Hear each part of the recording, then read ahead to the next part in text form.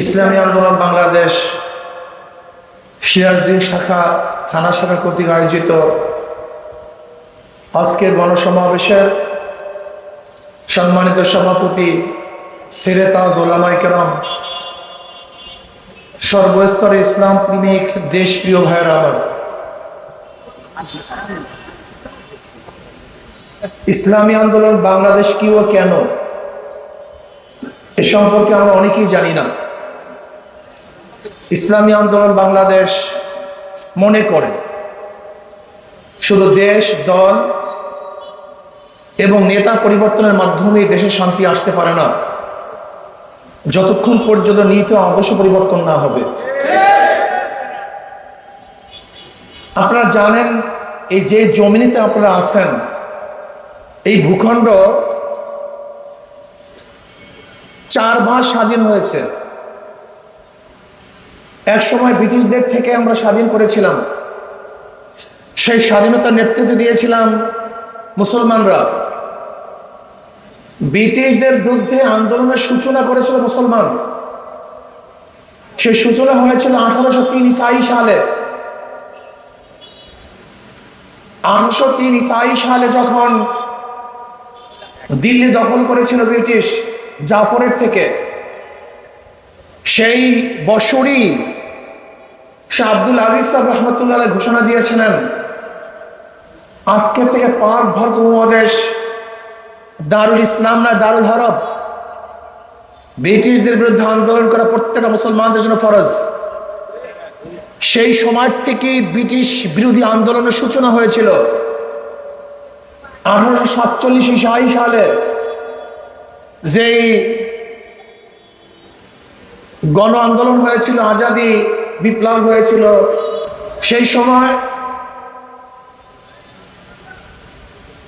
আজাদি আন্দোলন হয়েছিল 1847-57 ঈসাই সালে। তার নেতৃত্ব প্রদান করেছিল মুসলমানরাই।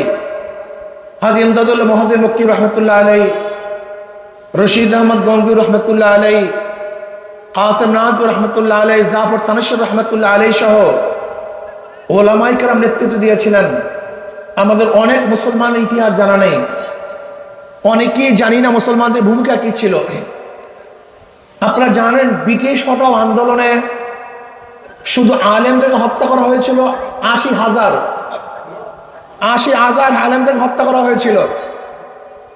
চাকরি চর থেকে শুরু করে খায়বার পর্যন্ত এমন কোনো গাছ ছিল না এই গাছের মধ্যে একজন আলেমকে ফাঁসিতে ঝুলানো হয় নাই। এত রক্তের বিনিময় মানুষ ব্রিটিশ বিরোধী আন্দোলন করেছিল, এদের স্বাধীন করেছিল।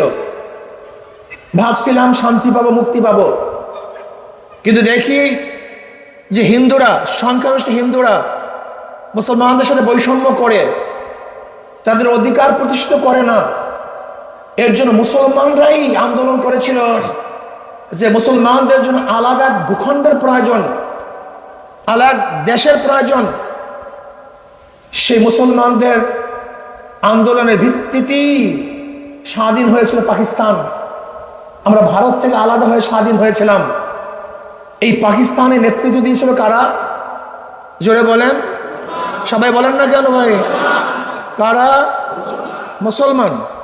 মনে রাখতে হবে, 47-এ দেশ ভাগ ভৌগোলিক কারণে নয়, ঋতুর কারণে নয়, ভাষার কারণে নয়, দেশ ভাগ হয়েছিল একমাত্র সংখ্যাগরিষ্ঠ মুসলমানের কারণে। কাজে মনে রাখতে হবে, দেশ মুসলমানদের অধিকার সবার। এই দেশ কাদের অধিকার? দেশ মুসলমানদের অধিকার সবার। কারণ আমরাই দেশ গঠন করেছিলাম, আমরাই দেশ স্বাধীন করেছিলাম, মুসলমানদের জন্যই দেশ স্বাধীন হয়েছিল। যেরকম ঢাকা ইউনিভার্সিটি প্রতিষ্ঠিত করেছে নওয়াব সলিমুল্লাহ, মুসলমান, পড়ার অধিকার সবার। বাজার করেছে আমি, বাজার করার অধিকার সবার। রাস্তা করেছে আমি, হাঁটার অধিকার সবার। এই দেশ মুসলমানদের অধিকার সবার। আবার আমরা কি দেখলাম?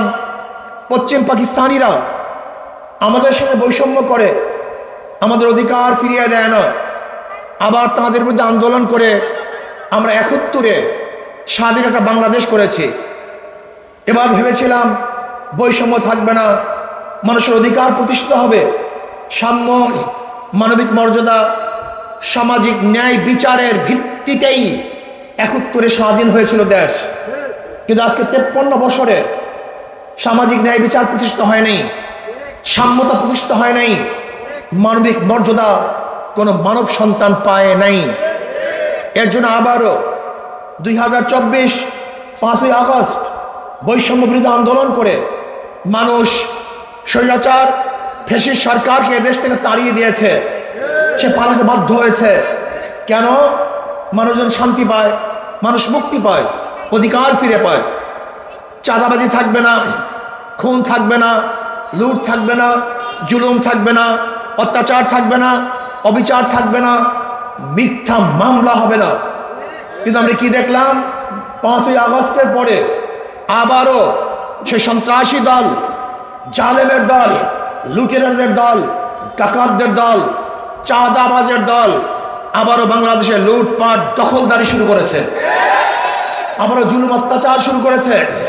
আমরা কি দেখলাম? আওয়ামী লীগ যেরকম মিথ্যা মামলা দিয়েছে, আজকেও বহুত মানুষের নামে মিথ্যা মামলা দেওয়া হচ্ছে। আমরা কি দেখেছিলাম? আওয়ামী লীগের আমলে, অবৈধ সরকারের আমলে তারা মিথ্যা মামলা দিয়ে লক্ষ লক্ষ কোটি কোটি টাকা মানুষের থেকে হাতিয়ে নিয়েছে। আজকে একই চিত্র, বিভিন্ন মানুষের নামে কেস দিয়ে তাদের থেকেও টাকা হাতাবার চক্রান্ত করতেছে। যদি এখনো বৈষম্য থাকে, জুলুম থাকে, অত্যাচার থাকে, অবিচার থাকে, তাহলে এই স্বাধীনতা আন্দোলনে আমরা রক্ত দিলাম কেন, জীবন দিলাম কেন, আমাদের জীবনের মায়া ত্যাগ করে রাজপথে ঝাঁপিয়ে পড়ছিলাম কেন? অনেকেই তো পড়তে পারে নাই। আমরা রাজপথে ঝাঁপিয়ে পড়ছিলাম মানুষের অধিকারকে ফিরিয়ে দেওয়ার জন্য, মানুষের বৈষম্য দূর করার জন্য। কুলি, মজদুর, জেলে, তাঁতি, ঋষি, কামার, চামার, শ্রমিক, পুরুষ, মহিলা, গরিব, দুঃখী, যে যেখানেই থাকবে না কেন, পুরুষ, মহিলা, মুসলমান, হিন্দু, খ্রিস্টান, বৌদ্ধ, প্রত্যেকটা মানুষের অধিকারকে ফিরিয়ে দেওয়ার জন্যই রাজপথে ঝাঁপিয়ে পড়ছিলাম জীবনের মায়া ত্যাগ করে। কিন্তু আজকেও যদি সেই বৈষম্য চলে, আজকেও মানুষের জুলুম চলে, অত্যাচার চলে, অবিচার চলে, তাহলে আমাদের আন্দোলন সাকসেস হয় নাই। আবার আন্দোলন হতে হবে, আবার আমাদের আন্দোলন করতে হবে। সেই আন্দোলন হবে জালেমদের বিরুদ্ধে আন্দোলন, ডাকাতদের বিরুদ্ধে আন্দোলন, চাঁদাবাজের বিরুদ্ধে আন্দোলন। এবার আন্দোলন হবে রক্তের আন্দোলন নয়, সেই আন্দোলন হবে ব্যালটের আন্দোলন। যত জনগণ আছেন সমস্ত জনগণকে ঐক্য হতে হবে, সমস্ত জনগণকে ঐক্য হতে হবে। আগামী নির্বাচনে যেই দলের মধ্যে, যেই গোষ্ঠীর মধ্যে, যেই নেতার মধ্যে জুলুম থাকবে, অত্যাচার থাকবে, অবিচার থাকবে, যেই দলের মধ্যে গুন্ডা থাকবে, চাঁদাবাজ থাকবে, খুনি থাকবে, ওই দলকে বয়কট করতে হবে, ওই দলকে বয়কট করতে হবে জনগণ। আমি সংক্ষিপ্ত ইতিহাস বলতেছি। আমরা বারবার রক্ত দিয়েছি, বারবার আন্দোলন করেছি, বারবার আমরা সংগ্রাম করেছি, কিন্তু সে মানুষের ভাগ্যের পরিবর্তন করতে পারিনি। এর কারণটা কোথায়? কারণ বুঝতে হবে। একজনের নাম এ, একজনের নাম বি, একজনের নাম সি। এও চোর, বিও চোর, সিও চোর। ক্ষমতা আসে এ, সে কি করবে? হটাও এ, বসাও বি, সে কি করবে? হটাও বি, বসাও সি, সে কি করবে? কারণটা কি? দলের পরিবর্তন হয়েছে, নেতার পরিবর্তন হয়েছে, আদর্শ নীতির পরিবর্তন হয় নাই। ওসির পরিবর্তন হয়, ঘুষের পরিবর্তন হয় না কেন? এসপি পরিবর্তন হয়, দুর্নীতির পরিবর্তন হয় না কেন? ডিসি পরিবর্তন হয়, কিন্তু জুলুম অত্যাচারের পরিবর্তন হয় না কেন? শুধু নেতা এবং দল পরিবর্তনের মাধ্যমে দেশে কোনোদিন শান্তি আসতে পারে না, যতদিন পর্যন্ত নীতি ও আদর্শ পরিবর্তন না হবে। মাদার গাছ লাগিয়ে আমের আশা করা যায় না, চোরের মাধ্যমে চুরি বন্ধ করা যায় না, ডাকাতের মাধ্যমে ডাকাতি বন্ধ করা যায় না, জালেমের মাধ্যমে জুলুম বন্ধ করা যায় না, খুনের মাধ্যমে খুন বন্ধ করা যায় না, দখলবাজের মাধ্যমে দখলদারি বন্ধ করা যায় না। যতক্ষণ পর্যন্ত নীতিবান আদর্শবান লোক ক্ষমতায় না আসবে ততদিনই মানুষ রক্ত দিবে, জীবন দিবে, কিন্তু মানুষের ভাগ্যের পরিবর্তন হবে না। আমি আমার গরিব বন্ধুদেরকে বলবো, আমার গরিব ভাইদেরকে বলবো, ইসলাম সম্পর্কে আপনারা জানেনই না ইসলাম কি জিনিস। ইসলামের প্রত্যেকটা অর্থনীতি গরিবদের জন্য, অথচ গরিবরা ইসলাম পছন্দ করে না। তার মানে আজকে একজন গরিব যাবে ব্যাংকে লোন আনার জন্য, ব্যাংক কি বলবে? মর্গেজ আছে? তাহলে মর্গেজ তো নাই, তাহলে তোমার জন্য টাকাও নেই। ব্যাংক কাদের জন্য? গরিবদের জন্য না ধনীদের জন্য? খুব ভালো মতো বুঝবেন, বর্তমান অর্থনীতির অবস্থা ভালো মতো বুঝবেন। ব্যাংক কাকে টাকা দিবে? যার আগেই টাকা আছে তাকেই টাকা দিয়েছে, তা আগের থেকেই ধনী। ব্যাংক তাকে দ্বিতীয়বার ধনী বানিয়েছে, দ্বিতীয় বোনাস। আবার এই বড়লোক যে লোন নিয়েছিল তারই ঋণ মাফ হয়, তারই সুদ মাফ হয়। তা আমি বড়লোককে কয়বার বোনাস দিলাম? 4 বার। আগের থেকে টাকার মালিক 1 বোনাস, ব্যাংক তাকে টাকা দিয়েছে 2 বোনাস, তার সুদ মাফ হয়েছে 3 বোনাস, তার ঋণ মাফ হয়েছে 4 বোনাস। আর গরিবের পেটের মধ্যে 5টা লাথি। আগে থেকে টাকা ছিল না 1 লাথি, ব্যাংক তাকে দেয় নাই 2 লাথি, তার ঋণ মাফ হয় নাই 3 লাথি, তার সুদ মাফ হয় নাই 4 লাথি। এবং বাংলাদেশ ব্যাংকের টাকা যা বড়লোককে মাফ করা হয়েছিল, ওই টাকা যদি বাংলাদেশ ব্যাংকে থাকতো তাহলে সেখানের অংশীদারই ওই গরিব ছিল, কিন্তু বড়লোকদেরকে মাফ করার কারণে 5টা লাথি গরিবের পেটের মধ্যে, আর ধনীদেরকে 5 বা 4 বার ধনী বানানো হয়। তার মানে বর্তমান অর্থনৈতিক ব্যবস্থা যদি বাংলাদেশে চলতে থাকে, কিয়ামত পর্যন্ত ধনী ধনী হবে আর গরিব গরিব হবে। কিয়ামত পর্যন্ত আমি চ্যালেঞ্জ দিলাম, কিয়ামত পর্যন্ত বর্তমান অবস্থা যদি চলতে থাকে, অর্থনৈতিক অবস্থা চলতে থাকে, তাহলে ধনী ধনী হবে, গরিব গরিব হবে। ওই এসআলম কোম্পানি জন্মগ্রহণ করবে, সেখানে সামিট গ্রুপ জন্মগ্রহণ করবে, যারা ব্যাংকে লক্ষ কোটি টাকা মেরে দিয়েছে তারা জন্মগ্রহণ করবে। সেখানে জন্মগ্রহণ করবে সালমান এফ রহমান, যে শুধু ৫০,০০০ কোটি টাকা শেয়ার বাজার থেকে মেরে দিয়েছিল। সেখানে জন্মগ্রহণ করবে শেখ হাসিনার পিয়ন, যে 400 কোটি টাকার মালিক। সেখানে জন্মগ্রহণ করবে সেই যুবলীগের সম্রাট, যে সিঙ্গাপুর জুয়ার আসনে একসাথে 200 কোটি টাকা হারার পরেও তার চেহারার মধ্যে পরিবর্তন আসে নাই। সেখানে জন্মগ্রহণ করবে হাজারো ডাকাত এবং লুটেরা, যারা 14 লক্ষ কোটি টাকা বিদেশে পাচার করবে। সেখানে জন্মগ্রহণ করে হাজারো দালাল এবং গুন্ডারা, যারা জনগণের সমস্ত সম্পত্তিকে ধ্বংস করে ফেলবে। এর জন্য ইসলামী অর্থনীতি ব্যতীত কোনোদিন গরিবদের মুক্তি আসতে পারে না। ইসলামী অর্থনীতি সব গরিবদের জন্য। কাদের জন্য? জাকাত কাদের জন্য? ফিতরা কাদের জন্য? ওশর কাদের জন্য? দান কাদের জন্য? সদকা কাদের জন্য? সবই গরিবদের জন্য। ইসলামিক গোটা অর্থনীতি গরিবদের জন্য। অথচ কপাল পরা গরিব, এই কপাল পরা গরিবের গোষ্ঠী ইসলামকে পছন্দ করে না, ওই টাকা এবং গুন্ডাদের পছন্দ করে। এই কপাল পরা, আমি আশ্চর্য হয়ে যাই এই কপাল পরা গরিবদের অবস্থা দেখে। খুব ভালো মতো বুঝো, আমি আল্লাহর ভরসা করে বলতে পারি, ইসলামী অর্থনীতি অ্যাপ্লাই করা হয়, আগামী 5-10 বছরের মধ্যে সমস্ত গরিবরা দরিদ্র সীমার উপরে চলে যাবে। সমস্ত গরিবরা। এর কারণটা কি? সহজ কারণ, যে 14 লক্ষ কোটি টাকা বিদেশে পাচার করা হয়েছে, এই 14 লক্ষ কোটি টাকা যদি শুধু বাংলাদেশের গরিবদের মধ্যে সুষম বন্টন করা হতো, তাহলে একজন গরিবে পাওয়া যেত না। কথাটা বুঝাতে পারছি?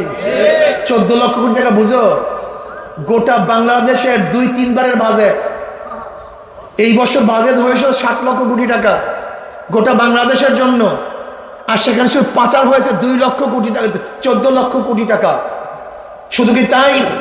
আপনাকে জানেন আজকে বাংলাদেশ 18 লক্ষ কোটি টাকা ঋণী। এখানে যত মানুষ আছেন, আজকে যে সন্তান জন্মগ্রহণ করবে তার মাথার উপরে 1,50,000 টাকা ঋণ। এই প্রত্যেকটা মানুষ 1,50,000 টাকা ঋণী। এর কারণটা কোথায়? আমাদের ভ্যাট, আমাদের ট্যাক্স, আমাদের কর, আমাদের খাজনা, টাকা পে করবো আমরা, আর চুরি করবে টাকা দিয়ে করবো ওরা, বিদেশে পাচার করবো ওরা। এটা আমরা মানতে পারি না। ওরা দাবি করে আমরা জনগণের শাসক, ওরা শাসক হিসেবে আসে, আসলে ওরা আমাদের শাসক না, ওরা আমাদের জালেম। ওরা আমাদের সবচেয়ে বড় ক্ষতি করেছে। কাজে আগামী নির্বাচনে আমি সমস্ত ভোটারদের ঐক্য হতে বলবো, যেই দলের মধ্যে লুটেরা আছে, চাঁদাবাজ আছে, গুন্ডা আছে, খুনি আছে, ধর্ষক আছে, ওদেরকে প্রত্যাখ্যান করুন। আল্লাহওয়ালা, আল্লাহকে যারা ভয় করে, যাদের চেহারার মধ্যে নবীর সুন্নাত আছে, যারা জনাবে মুহাম্মদ রাসূলুল্লাহ সাল্লাল্লাহু আলাইহি ওয়াসাল্লাম আদর্শকে বাস্তবায়ন করতে চায়, যারা মানুষের দরদ বুঝে, যারা এতিম মিসকিন এবং বিধবা মানুষের সাহায্য করতে পারবে, তাদের পাশে দাঁড়াতে পারবে, এমন আল্লাহ ভীরু, আল্লাহ ওয়ালাদের ক্ষমতায় বসাবার আগ পর্যন্ত আন্দোলন করবেন, সংগ্রাম করবেন, রক্ত দিবেন, কিন্তু বৈষম্য দূর হবে না, জুলুম, অত্যাচার, অবিচার বন্ধ হবে না। এর জন্য আমি ভোটারদেরকে বলবো, যদি আমাদের মধ্যে চাঁদাবাজ থাকে, গুন্ডা থাকে, বদমাশ থাকে, আমাদের কাছে বলার পরেও যদি আমরা তাদের বিরুদ্ধে অবস্থান না নেই, তাহলে ইসলামী আন্দোলনকে প্রত্যাখ্যান করুন। দরকার নাই তোমাদের। কিসের জন্য তোমাদের দল করব? যদি তোমরাও চাঁদাবাজি করো, তোমরা অবৈধ দখল করো, তোমরা ধর্ষণের সাথে জড়িত থাকো, লুটপাট করো, তাহলে তোমাদেরও দরকার নেই, আমরা তোমাদেরকেও চাই না। যদি জনগণ ঐক্য হন, আমি বিশ্বাস করি ইনশাআল্লাহ বাংলাদেশের পূর্ব আকাশে এমন এক সূর্য উঠবে, যে সূর্য গরিব, দুঃখী, মেহনত মানুষ, প্রত্যেকটা জনগণকে আলো দিবে, প্রত্যেকটা মানুষের অধিকারকে ফিরিয়ে দিবে। মুক্ত আকাশে মানুষ ঘুরবে, ঘরের দরজা বন্ধ করে মানুষ ঘুমাবে। যেখানে গরিব, দুঃখী, মেহনত মানুষের ক্ষুধার্ত থাকার কোনো প্রস্তুতি রাখতে পারে না, কেউ বস্ত্রহীন থাকবে না, অন্নহীন থাকবে না, ইনশাআল্লাহ খোলা আকাশের নিচে ঘুমাতে হবে না ইনশাআল্লাহ। আসো আমরা ঐক্যবদ্ধ হই। আমার যুবক বাবারা, মুরব্বী বাবারা, 53 বছর পর্যন্ত বহুত বাংলা দেখেছেন, নতুন বাংলা দেখেছেন, সবুজ বাংলা দেখেছেন, স্বর্ণের বাংলা দেখেছেন, ডিজিটাল বাংলা দেখেছেন, ইসলামী বাংলা দেখেন নাই। এবার আসুন আমরা সবাই ইসলামী বাংলা দেখি। যদি ইসলামী বাংলা দেখেন, তাহলে ইনশাআল্লাহ এদেশের মানুষ শান্তি পাবে, মুক্তি পাবে। ইসলামকে অনেকেই ভয় করে, ইসলাম আসলে না জানি কি হয়ে যায়, মহিলাদের অবস্থাটা কি হবে, আমাদের সবাইকে দাড়ি রাখাবে জোর করে, মনে হয় টুপি পরিয়ে দেবে সবাইকে, ঘরের মধ্যে সমস্ত মহিলাকে বস্তাবন্দি করা হবে।